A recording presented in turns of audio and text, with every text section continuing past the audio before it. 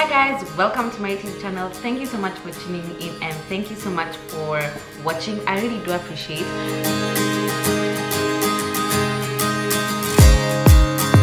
So this is probably my last video in the whole series of the Zanzibar, Dares-salaam, Tanzania vlogs, situations of explaining things. Whew, that was a long sentence, but I hope you got what I meant. So basically it's just the last of what I had planned to let you guys know about. If you want more details, I have a blog post on all these things, guys. There's a lot of information if you want to know about Tanzania. But I just thought I should let you guys know a few things.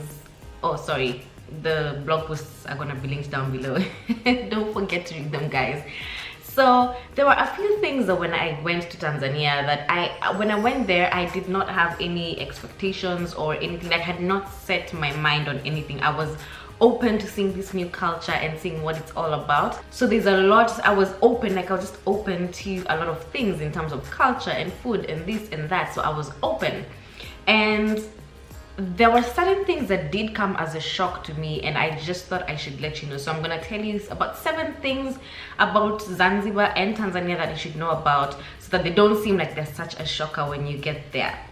And this is mostly for, I mean, I'm Kenyan and we're on the, you know, the border, my country, Tanzania borders Kenya, but I was still quite shocked. So if you're a foreigner from South Africa or from any other country going to Tanzania, this, I mean, come closer. You need to come closer and hear what I have to say, because I was a bit shocked. So the first thing you need to know is decency. Tanzania has passed a law. I don't know if it's been passed or it's just like a cultural law, you know, like those things like don't stare, it's rude. I don't know if it's a law that's been passed, but I do know that they're actually, I don't know if they're arresting, I don't know, but all I'm just trying to say is please be decent when you're dressing up in Tanzania, especially in Zanzibar. I know that people are very, not in the hotel side, no, but like in the Stone Town area, I know that they get offended and I know it gets awkward when you're dressed some certain way. I do know that also the government, especially like in Dares-salaam, has asked women to stop wearing short skirts, no wearing shorts.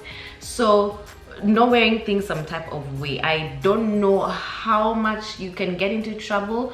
All I know is that be decently dressed. I know you're on holiday and whatever, you're probably in the comforts of your hotel, you're gonna be fine and you can dress the way you want. I was dressing the way I wanted in the hotel, but anything outside you need to be decent, because I don't know how far or how willing they are to stretch just to execute the law and make sure that you guys are decent. So it's a very conservative community, very conservative society, and sometimes I think, you know, when you go to Rome, do what the Romans do and just respect them by dressing appropriately. So that means no short skirts, no shorts, no cleavage showing, you know, everything. Just try and be decently dressed. The other thing that shocked me is the use of the dollar. Now, I went there popping my Tanzanian shillings, but when they see somebody who does not speak Kiswahili the way they do, or if they see somebody who's definitely a foreigner, they're gonna charge you in dollars. When we went to the hotels in Zanzibar, all hotels, the menus were in dollars. They're seeing their drinks, $12, food, $12. What? I did not see any menu in Zanzibar that was in Kenya, I mean in Tanzania shillings, unless when I was in Stone Town and I had to go to the local places, like the local places, then they have them in Tanzanian shillings. On the other hand, when you go ask or request to do activities like going on the boat, you know, taking a yacht and going into the ocean, or snorkeling, or going to the spa, you pay in dollars. So it ends up being a very expensive trip. Just using the ferry, for example, I'll give you an example. Just using the ferry, the Tanzanian people paid 50,000 Tanzanian shillings, and just because I had a foreign passport, I ended up paying $50 for the ferry ride. So it's very, very different. I mean, in Kenya you don't use dollars unless, I don't know, South Africa the same. So for me that was a very interesting concept. So make sure when you're in Zanzibar or Dares-salaam or Tanzania, make sure that you have your dollars with you. It will save you a lot of stress. And this I say because there are places that actually just don't take the Tanzanian shillings, they want the dollar. Another thing, I mean, I don't know why I'm acting surprised, but when you go to the ports, so the port in Dares-salaam and the port in Zanzibar, the people are quite aggressive. Everybody is asking you, hey, can I please take your bag for you? Can I please carry them? Can I please carry your bag for you? So there are people who their main job is to come get you from the ferry and take you to your taxi, or take you from your taxi to the ferry. So these people end up sometimes being very aggressive and they want to fight over you. So yeah, the other thing is about the ports is that they're very, very busy. So if you have a ferry, please be there half an hour before time, just as they tell you. It gets hectic and it gets very, very busy. So I mean, it's not horrible. If you've been to Asia, if you've lived in Kenya, if you've been to the taxi rank here, it's just the same situation. It's just some people actually do get culture shock from that. So that's something that I noted. I'm not surprised, but I just thought I should put it out there for you guys. I don't know how correct my facts on this are, but I think Zanzibar and Tanzania, I mean Zanzibar, Tanzania, Tanzania the country, the mainland, and Zanzibar, Tanzania, the island, I don't know if they're considered one and the same thing. I know it's one country, but I don't think they're one country. I don't even know if I'm making sense. But this is what happened.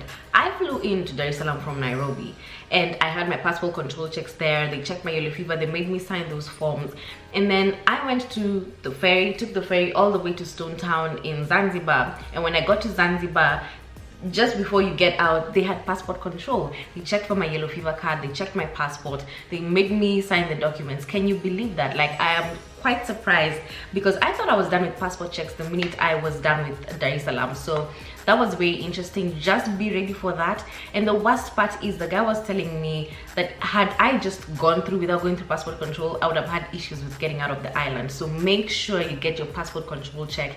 If you're not a citizen of Tanzania, you get your passport control check in Zanzibar.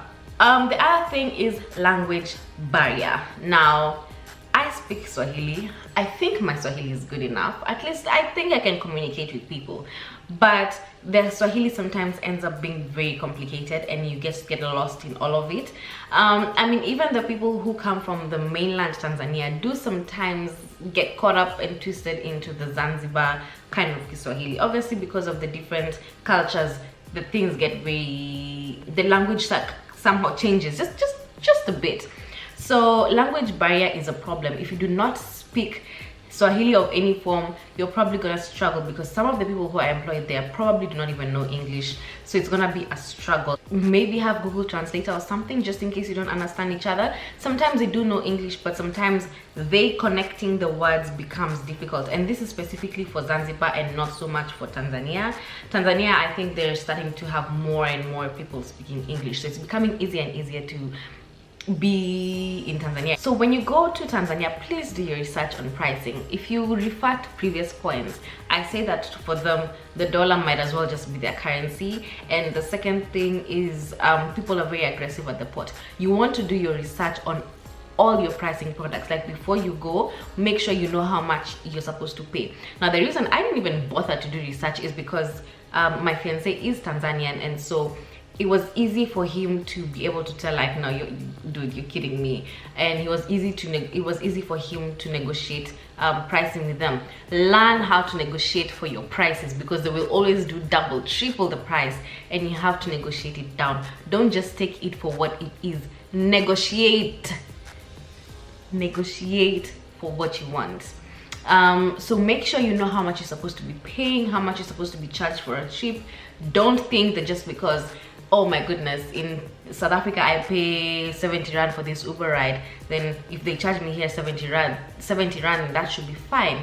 Technically, things might end up being much cheaper there, and then you're getting lowballed or something. So you need to do your research on pricing. And then last but not least, now, I had been told by so many people that Dares-salaam has traffic. Guys, you cannot even begin to fathom the amount of traffic that is in Dares-salaam.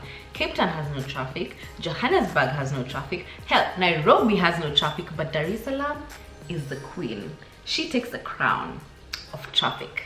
You sit in that traffic, you sweat, you roast, you rot in that traffic. It is hot in there, it is uncomfortable, and the roads just don't move. And why am I telling you all this? Just in case you're flying into Dares-salaam and then taking the ferry to Zanzibar, please if you're choosing a ferry, give yourself a good amount of time to get there because of the traffic. It's horrible. Like, I'm a very patient person when it comes to traffic, but that one was a bit on the other end. Like, you can't even live your life because you have to move from point A point B thinking about traffic. Traffic is very crazy. Make sure you account for that. So yeah guys, those are the things that I thought were a bit of a shock to me. Culture shock, not really culture shock, but culture shock. Those are the things that I thought I should make sure that you know, the 7 things you need to know before you go to Dares-salaam, before you go to Tanzania. Other thing, this is just not a by the way, but when you go, please have an open mind when it comes to food, because you will enjoy. They have such a deep and rich culture when it comes to food. I don't think I've ever enjoyed, maybe Rwanda just a bit, but not even.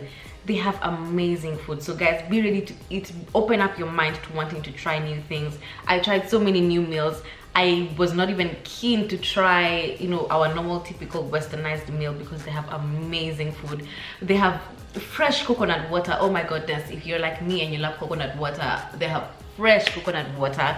They have such amazing foods. They have so many different options of juices. They have tamarind juice, they have hibiscus juice. It's just, open your mind, open your stomach. Don't be afraid to do street food. It's amazing. That's all I can tell you. And do enjoy your trip, enjoy the weather, because yeah, it's amazing. Oh, and don't forget to carry your sunscreen and your hat, because woo, yeah, it gets quite hot. But anyway guys, I just thought I should let you guys know. And if you have any questions, please don't hesitate to ask me in the comment section. There may be a few things that I have forgotten to mention about things that may have been culture shock, or things that you need to know before going there. If I've forgotten any and you've been to Tanzania, you've been to Dares-salaam, you've been to any other part of you've been to any other part of Tanzania or Zanzibar, and there are certain things that I've forgotten, please don't hesitate to mention them down in the comment section below. That's it guys. I think I've told you everything. I've given you all my knowledge that I thought I had. Thank you so much for watching. I really do appreciate when you guys watch my videos. Thank you so much. I don't take it for granted. I don't take it lightly. Thank you. So until next time, bye bye.